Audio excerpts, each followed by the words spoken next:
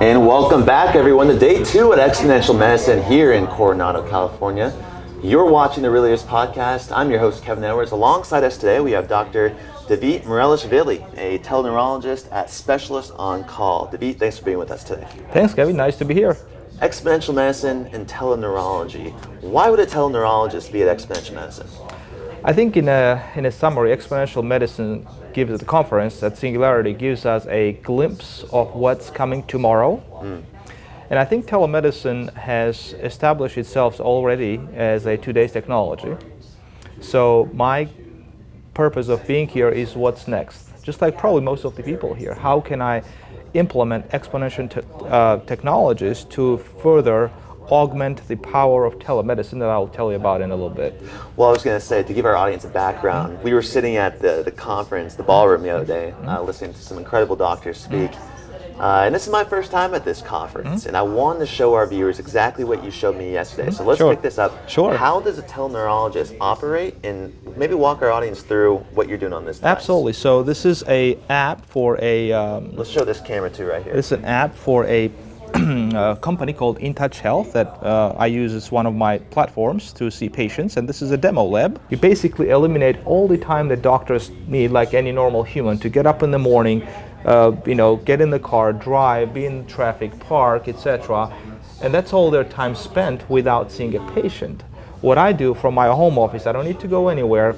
I open my laptop and I teleport in directly in the patient's room.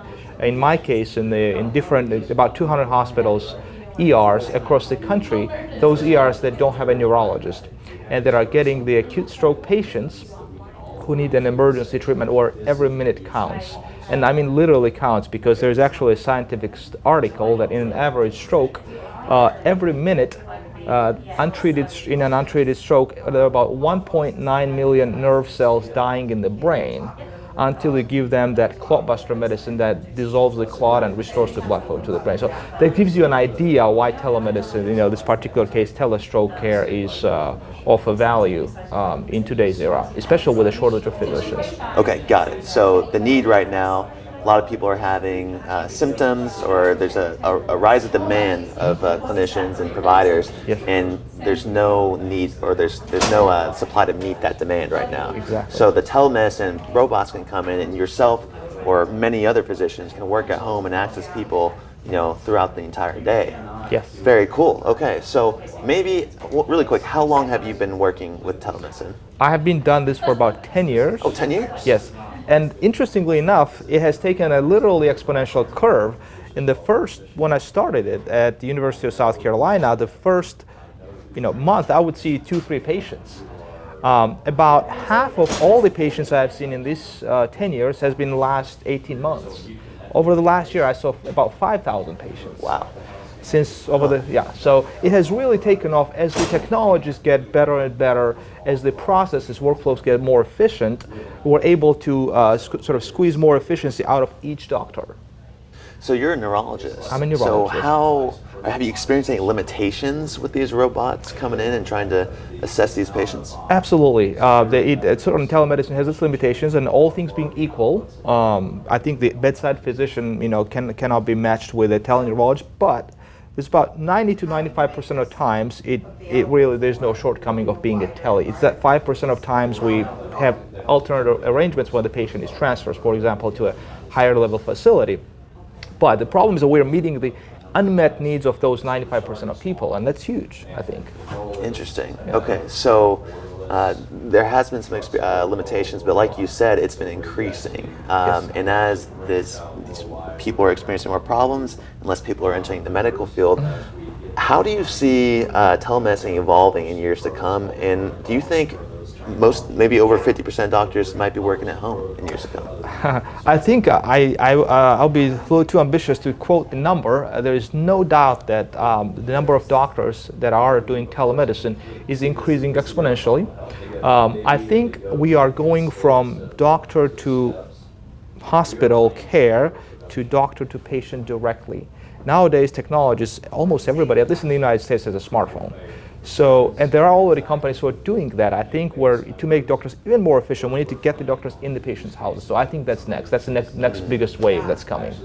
Is there an adoption process with the doctors at the hospitals, as well as is there a difficult adoption process with the cost of this? I mean, we focus on impact reaching marginalized communities and treating everybody.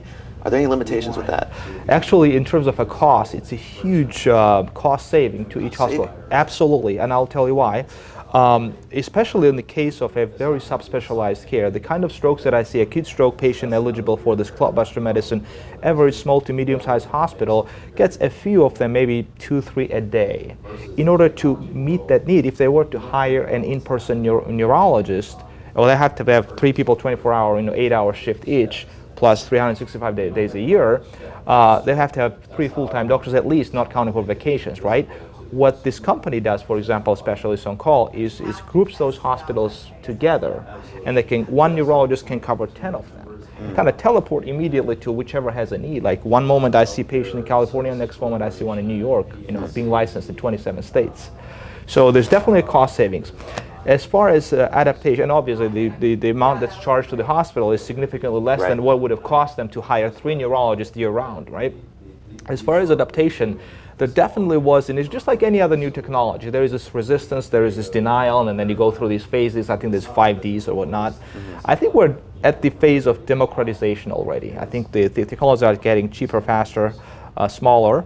My favorite moment it was still in the early days. It was, I think, one of the patients from South Carolina. I get on the screen, there's a robot in front of a patient. Patient is in the bed and sees this big screen, and there's a guy comes on here and he yells like, slurred speech, "Nurse, come here, there's a doctor from the satellite on the screen." Right, exactly. So patients get amused quite a bit, and they, for whatever reason, they think if you're on the screen, you're smarter. That I don't necessarily think is the case, but yeah, someone made the quote yesterday, and I'm totally gonna botch this, but it was more about like technology moves at the progression of trust.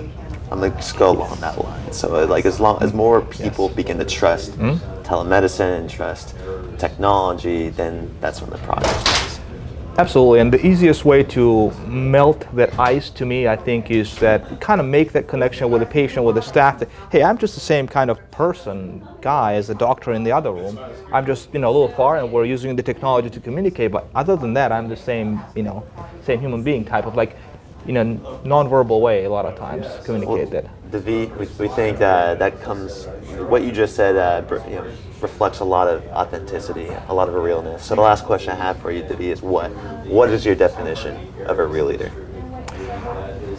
My definition of a real leader is the one who is at the front of the line, I think the one who works the hardest, and the one who takes the biggest risks to ensure the progress of whatever innovation one is pursuing. I really like that a lot, Doc. Appreciate you coming on the show today for the Earliest Podcast. Everyone, listen to what Dr. Davit Mrelashvili just said. Go out there, take that risk towards progress. And always, folks, keep it real. For Dr. Davit Mrelashvili, I'm Kevin Edwards asking you all to go out there and always keep it real. Thanks, Doc. Thanks, sir.